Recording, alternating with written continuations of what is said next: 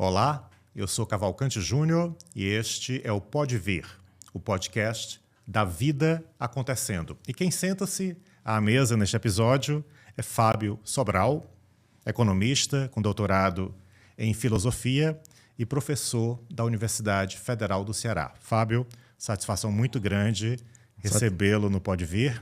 A satisfação é minha. Pela primeira vez, eu espero que seja a primeira de outras vezes, para conversarmos sobre um tema de grande relevância e urgente: democracia. E eu queria começar, Fábio, pedindo para que você atualize a quem está nos acompanhando como foi, de modo resumido, que nós construímos a democracia no Brasil. Certo. Parece que muita gente está esquecendo ou não lembra. Então a gente começa com essa democracia do passado, o que foi necessário fazer no passado para que ela fosse se construindo. É um tema... Só isso aí daria... Todo o episódio, né? Ou um semestre de aula, né? Mas assim, tem o fato como é que a democracia se constituiu no mundo e no Brasil. Rapidamente. No mundo, ela começa por volta de 1640, 42, na Inglaterra, quando pequenos comerciantes perseguidos pelos fiscais do rei se revoltam.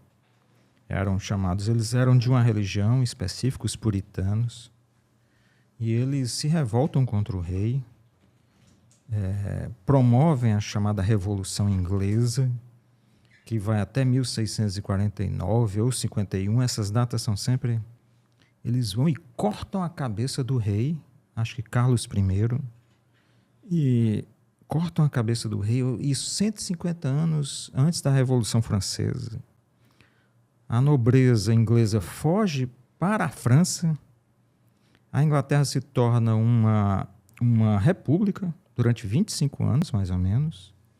Aí depois há um acordo e eles retornam, sabe? Mas começou com uma grande revolta. Ela não surge com o capitalismo. O capitalismo passava muito bem sem democracia, entende?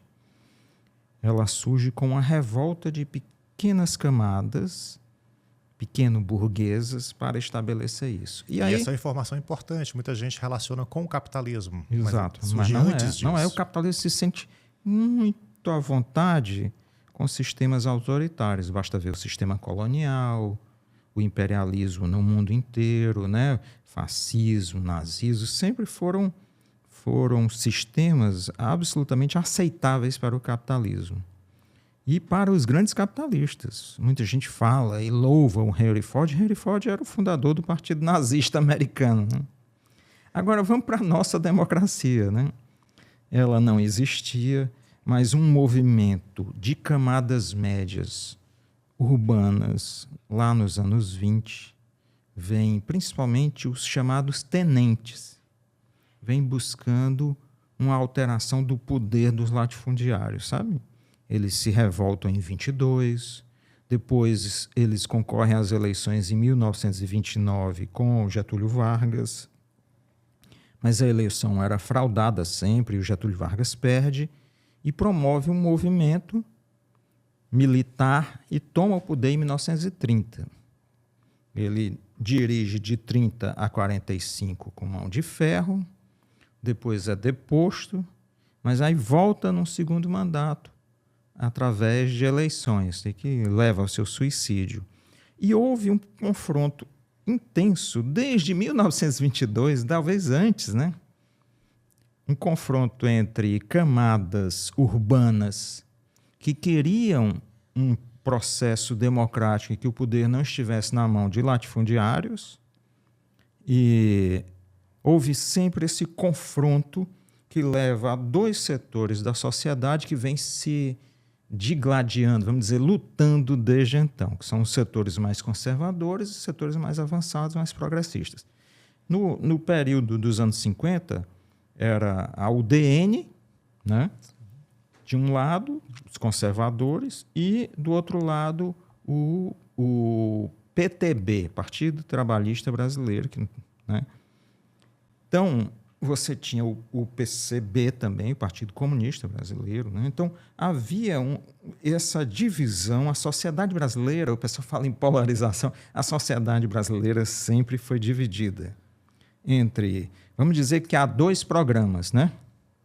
Duas perspectivas. De um lado, os que querem eleições, os que querem redistribuição de renda, os que querem partilhar o poder de forma mais democrática, e um projeto nacional de um país que se desenvolva, e, do outro lado, um país agrário, um país associado a setores econômicos internacionais, um país defensor de ditaduras, um país defensor da concentração da renda e da manutenção do país no atraso, né? Historicamente, isso sempre existiu. Sempre existiu. Essa polaridade. Sempre existiu. Assim, ela explode, inclusive, no Império, até antes do Império, nas revoltas, né?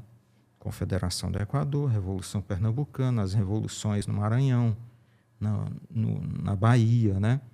Um pouco a Revolução Farroupilha, no Rio Grande do Sul. Então, há uma série de revoltas onde uma camada urbana ou de gente escravizada ou de gente subjugada que luta contra esses poderes, e eles foram sempre sendo massacrados. Mas, em 1930, há uma alteração disso, sabe? Os setores progressistas venceram as eleições. Aí você tem Vargas, você tem um aumento enorme do salário família, a constituição do salário mínimo, as leis trabalhistas, a consolidação das leis do trabalho, né, CLT, você tem a industrialização, né, uma série de medidas que vão produzindo um país que escapa de um conceito que não é meu, é de um pesquisador chamado Jorge Caldeira. Escapam da nação mercantilista, sabe? Aquela nação onde tem grandes latifundiários, grandes comerciantes ligados a bancos internacionais e que, por opção, mantiveram o país no atraso.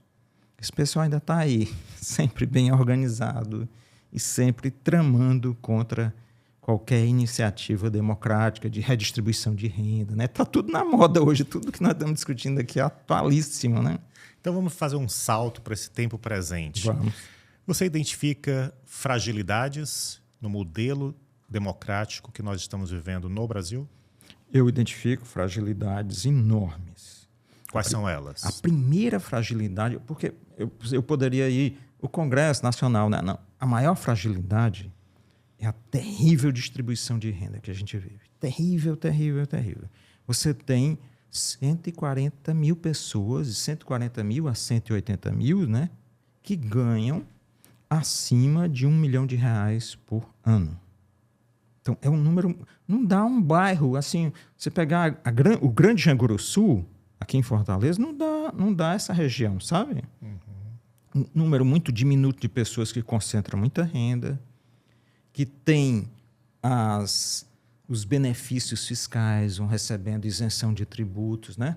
Vão recebendo empréstimos que muitas vezes eles não pagam, entende? Quantas vezes os donos de canaviais no Brasil, nos anos 80 e 90, não tiveram suas dívidas perdoadas? Quantas vezes os grandes plantadores de soja não cobram perdão das suas dívidas, entende? Então, essa é a principal fragilidade. Você não tem um país democrático quando você tem, por exemplo, aqui no Ceará, 40% da população entre pobre, extremamente pobre ou miserável. Não é possível constituir um processo democrático, né? Não é possível ter eleições limpas, porque você compra os votos, sabe? As pessoas estão numa situação miserável, desesperadora. Como elas vão ter cabeça para votar sem depender de ninguém? Sabe? É uma ação intencional preservar a miséria? Intencional. A miséria preservada é a garantia do poder desses setores extremamente ricos, sabe? Extremamente ricos. E é um projeto, que a gente diz assim, um projeto nacional. É um projeto nacional de nação mercantilista. É um projeto nacional do atraso. sabe? Porque, imagine, nós estamos na universidade, tem alunos e alunas pobres, né? Mas é gente que estuda, gente que quer, aí vai para o mestrado, para o doutorado. Imagine esse potencial sendo aproveitado para, vamos dizer assim, a melhoria da qualidade de vida no país. Nós teríamos um outro país, mas não interessa a esses 140 mil e não interessa a poderes externos de outros países, porque eles enxergam o crescimento de um país como ameaça ao seu poder, entende? Esse é o grande nó que nós vivemos. Então, nós investimos em grandes cabeças pensantes na universidade, elas não são aproveitadas. Não são. Existe um bloqueio, porque, inclusive, o FMI é culpado disso. Lá nos anos 80, eles elaboraram a ideia de que se você tem maior nível educacional, sua renda aumenta. Então, ficou parecendo que bastava ter nível educacional, que não precisava ter um encadeamento de uma série de outras consequências, entende? E a utilização dessas pessoas de forma produtiva, após elas completarem seus estudos, sejam de graduação ou de pós-graduação, elas precisam ser aproveitadas. É uma riqueza que se perde, né? Uma riqueza que se perde e riqueza não produzida vira colapso mental. Um colapso. E a realidade é que nós temos mestres e doutores subempregados ou desempregados no Brasil. Exatamente. Eu conheço vários, sabe? Às vezes pedindo a pessoas amigas para conseguir emprego a doutores de altíssima qualificação, sabe? Não é só nas áreas humanas, mas gente assim das áreas biológicas, entende? Das áreas matemáticas. Então, nós temos um subaproveitamento generalizado dessas capacidades, né? Todos os problemas que nós enfrentamos, nós temos mão de obra qualificada para resolver. Agora, a própria universidade precisa ser mudada também, porque ela foi estabelecida lá no governo Fernando Henrique para que os núcleos de pesquisa não dialogassem com outros núcleos de pesquisa. Então, é assim, pesquisadores escolhem o que vão pesquisar, tudo bem, mas não são colocados os problemas nacionais com a demanda para que as pessoas se dediquem a essa solução, sabe? Entende? Para que várias disciplinas possam pensar essa solução. Exatamente. Por exemplo, como realmente um grupo de pesquisa. Grupo de pesquisa e interinstitucional. Sim. Colaborando. Porque aí você vai e reduz rendimentos dos professores e das professoras. Aí você tem que se virar. Você tem que fazer projetos feito louco. E você não se dedica nem àquilo que você gostaria de se dedicar, sabe? Uhum. Entende? Você acaba servindo como uma espécie de agente comercial. Um agente comercial. E nós temos problemas enormes. Imagine, nós importamos uma grande quantidade de fertilizantes todos os anos, né? Agora até estamos importando muito da fósforo da Rússia. Mas, olha só, tem os lixões e aterros sanitários com matéria orgânica gigantesca que não é transformada em compostagem. Isso é solo, entende? Certamente. É solo, você não precisaria derrubar uma árvore de qualquer floresta para expandir a área agrícola. Você poderia ter áreas ricas, de solos ricos, nós evitaríamos a importação de fertilizantes, você poderia ter agroecologia e reduzir enormemente o consumo que nós temos de veneno. Uhum. Né? Plantaríamos água, como o pessoal chama, porque na medida em que você recupera as florestas, a umidade cresce, a água é conservada no solo. Você teria uma recuperação dos recursos hídricos do país, do solo, né? Da natureza, entende? E aumentaria a saúde generalizada, porque a gente deixaria de consumir produtos envenenados, né? a alimentação subiria, não haveria... Ainda temos 7 milhões de pessoas com fome. Não se justifica. Entende? Então, 7 milhões de pessoas que passam fome no Brasil. Final de 2022, eram 33. Quer dizer, já saíram muito, mas ainda são 7 milhões. Entende? É assim, quase a população... Quase não, é 70% da população do Ceará. Né? Se você pegasse todo o Brasil, certo? Então, nós temos problemas gigantescos, potenciais gigantescos e não sabemos aproveitar. E esse exemplo que você traz de aproveitamento do lixão é um exemplo de um pensamento complexo, daquilo que pode ser tecido junto com vários saberes envolvidos para solucionar aquele problema e não mais se tornar dependente da importação, né, de venenos de um país estrangeiro. Exatamente. Você reduziria importação de fertilizantes, importação de veneno, importação de sementes transgênicas, porque você poderia usar sementes locais. Você não precisaria comprar software para trator, porque os tratores são dirigidos a partir de satélite. Você não precisaria comprar sinal de satélite, entende? Então, você poderia, inclusive, produzir... Imagine, o Brasil poderia produzir um sistema de satélites próprio, de sensoriamento remoto e de posicionamento global. Os Estados Unidos possuem o GPS, a Rússia possui o GLONASS, a China possui outro, né? O Brasil poderia ter um. A China inaugurou o sistema de posicionamento global dela o ano passado. Sabe quanto ela já está faturando por ano?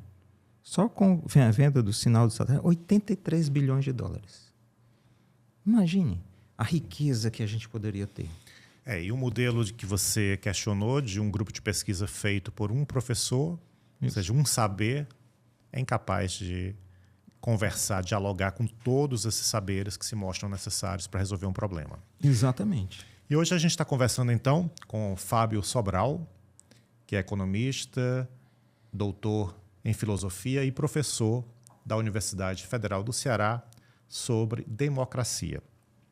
Fábio, o que a gente precisa saber para garantir que o futuro continuará sendo democrático? Nós precisamos saber uma coisa perigosíssima. Em 1956 ou 54, nos Estados Unidos, formou-se um movimento que depois se chamou Teoria da Escolha Pública. Explica pra gente.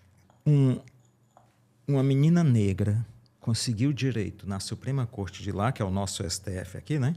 Correspondente ao nosso... O direito de frequentar uma escola de brancos.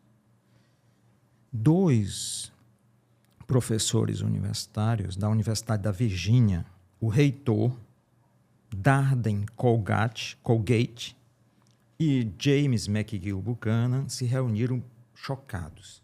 O seu mundo estava acabando. Porque a Suprema Corte interferiu na liberdade, olha o mesmo esquema hoje, a liberdade de ser racista, né? De proibir uma criança negra de frequentar a escola. Então, isso está restringindo nossa liberdade.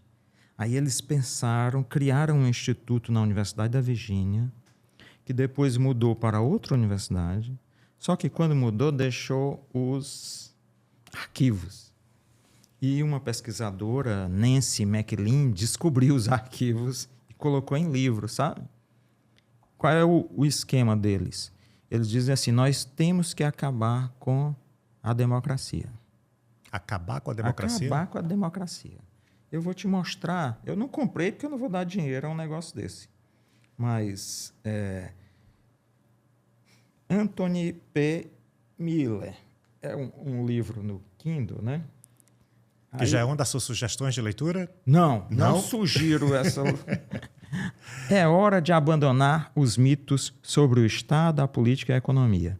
O moderno sistema político partidário não é nem democrático nem benéfico para o povo. Os parlamentos não são representativos. Entende? Né? Precisamos de uma sociedade livre e de uma economia livre. Né? Um passo decisivo para alcançar esse objetivo é acabar com as eleições políticas. Eu vou te mostrar para não dizer que eu estou mentindo. Tá claro? Isso é um livro, gente. Um livro eletrônico que o professor Fábio Sobral não recomenda que seja lido para se pensar e fazer a democracia? O projeto deles é esse, entende, Cavalcante? É acabar com as eleições e acabar com a interferência judicial nas decisões individuais, sejam as piores possíveis. Se você é nazista, você tem o direito de ser nazista. Se você é racista, se você é misógino, transfóbico, você tem o direito de ser isso e pode agir como tal. Entende? Então, é acabar com as eleições, acabar com a interferência do povo na escolha dos governos. Eles não são contra o governo, não. Eles querem que o governo seja meritocrático. Aí esse nome, que parece muito bonito, ele teria um grupo de pessoas que seriam, vamos dizer assim, os escolhidos. Uhum. Esses escolhidos, haveria um sorteio e a cada 2 anos eles se revezariam no poder. É óbvio que os escolhidos concordam todos com eles, sabe? Então, é fim das eleições. Para isso, eles têm um projeto de estabelecer, onde eles são eleitos, estabelecer o caos. Todos eles têm esse objetivo, entende? E esse material foi encontrado dentro de uma universidade? Foi, dentro de uma universidade. Essa pode ser uma das recomendações que eu faço no livro da Nancy McLean, né? Mas não é só ela que eu recomendo. Mas é um livro extraordinário. É Democracy in Chains, sabe? Deixa eu ver aqui. Nancy McLean. McLean, está aqui. Ela foi a pesquisadora que encontrou os arquivos. Encontrou os arquivos e fez o histórico. Esse livro, Democracy in Chains. Então, Democracy in Chains seria a democracia em correntes, né? Em cadeias. Uma história profunda sobre os direitos radicais. Nancy McLean. É isso. Então, esse é o projeto deles. O projeto qual é? Ganhar eleições. Você bate no sistema político, que está errado também. Por quê?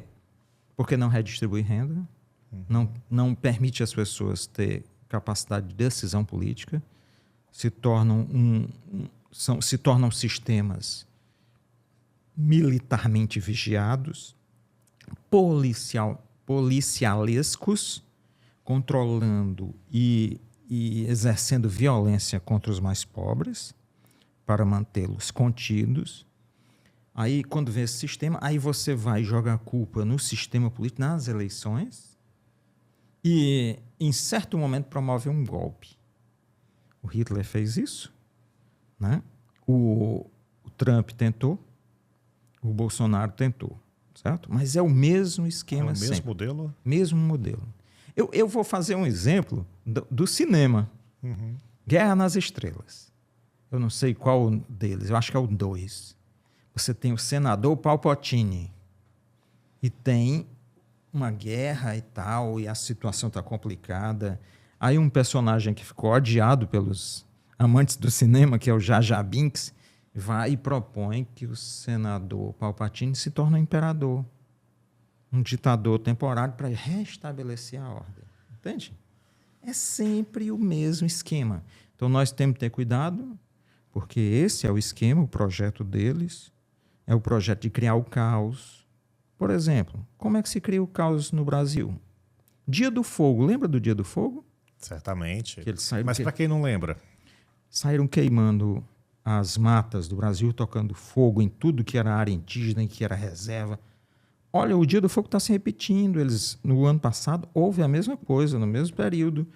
Muitos incêndios pelo país e eles filmavam, às vezes, pessoas que paravam o carro, jogavam fogo na mata e fugiu a mata seca, né? Então, o objetivo é produzir a destruição da natureza.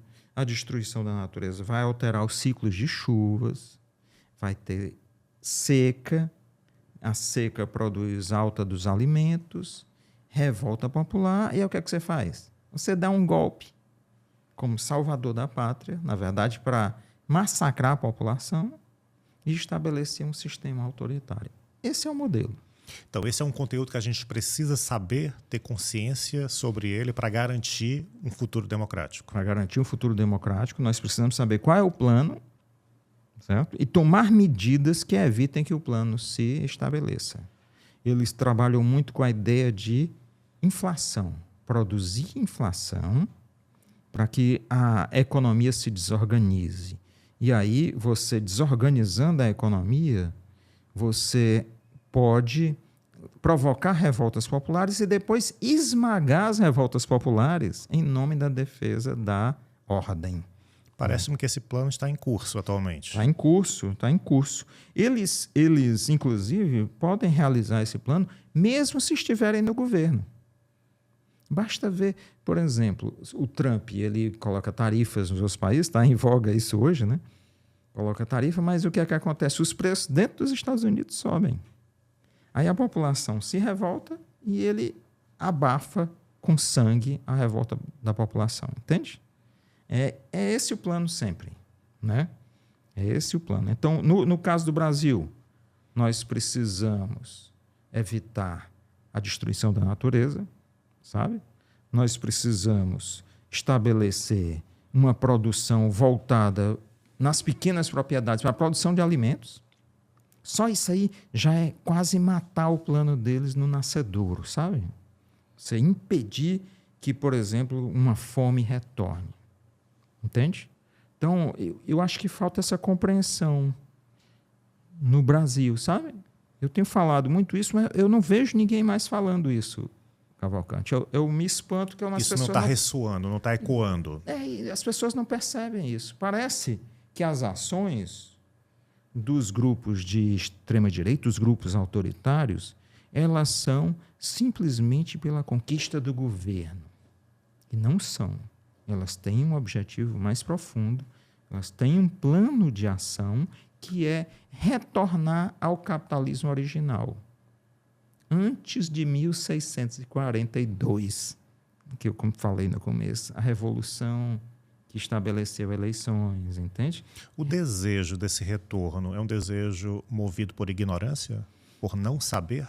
Não. Eu tenho algumas hipóteses, mas o primeiro desejo é movido pela necessidade de aumentar os lucros.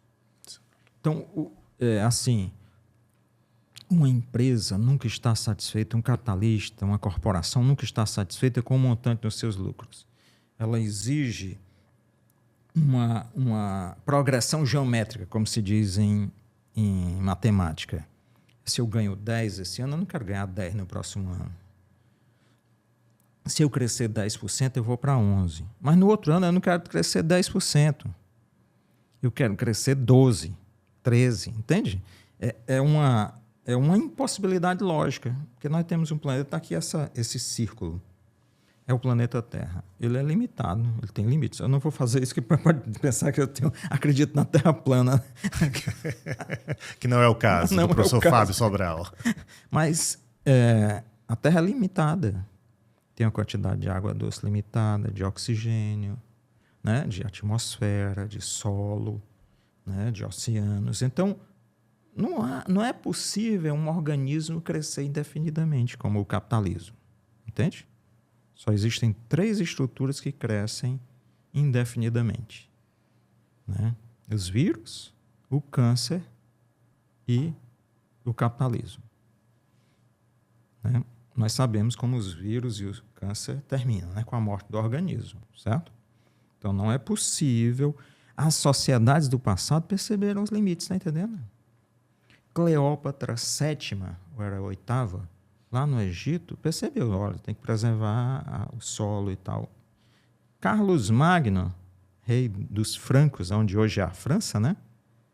Ele escreveu cartas capitulares. Não pode ultrapassar certo limite, tem que preservar a floresta desse jeito. Tem que ter as abelhas, tem que ter os pássaros, sabem? Então, um crescimento ilimitado é uma impossibilidade lógica. Então, o primeiro motivo é esse. Esse pessoal não enxerga mais os limites. Para eles, como o dinheiro se expande aparentemente sem limites, eles querem uma expansão sem limites. Entende? Fábio, a gente está chegando ao final do nosso episódio. É uma pena.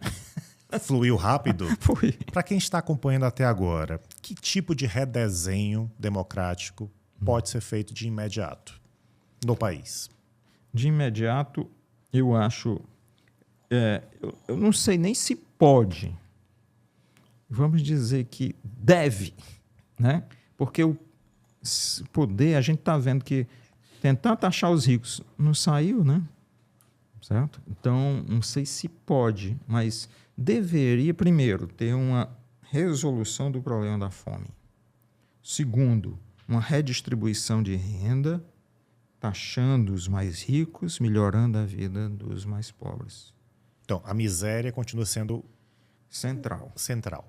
Nós precisamos resolver os grandes problemas nacionais.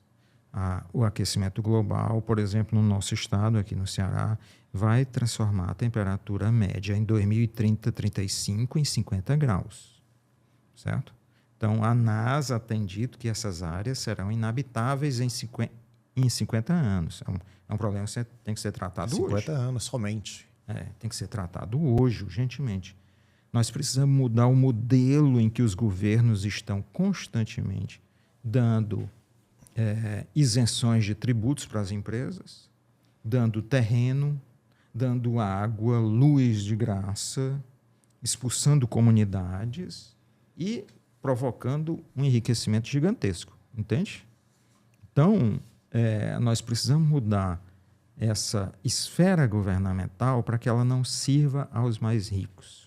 Então, as pessoas podem dizer, está sonhando, mas, quer dizer, eu estou dizendo o que deve, não estou dizendo o que pode, certo? Eu não tenho solução para o que pode, como seria. Eu só tenho uma proposta, nós discutirmos isso. Não cabe assim, como indivíduo, resolver isso, não cabe a ninguém como indivíduo. Mas eu creio que, em certo momento, a população brasileira, naquela velha divisão entre progressistas e reacionários, a população brasileira pode adotar esse ponto de vista, sabe? E exigir uma mudança mais profunda, né? Nós esperamos que essa conversa com o professor Fábio Sobral tenha levado você, que nos acompanhou até aqui, a pensar, a refletir sobre essas temáticas e a se comprometer. O que eu posso fazer para continuar vivendo uma democracia no Brasil? Fábio, muitíssimo obrigado por ter o tempo dedicado ao Pode Vir. E você acompanhou mais um episódio do podcast da Vida Acontecendo. E 2 vezes por mês eu converso aqui sobre educação, saberes diversos, arte, cultura. E eu quero escutar a tua opinião. Escreve para mim no @podevir o podcast.